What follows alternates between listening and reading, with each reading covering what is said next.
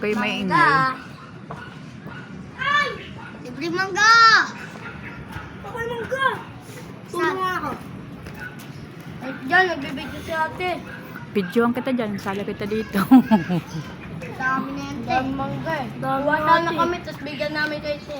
Ayoko nga. Bumili nga ako kahapon ng 100 pesos. Kinayagan ka naman kami ng ilalim. Tingin bigla. Nunoy tuloy. Di ba nasabi ni nanay, sige daw? Oo. Diba, Nay?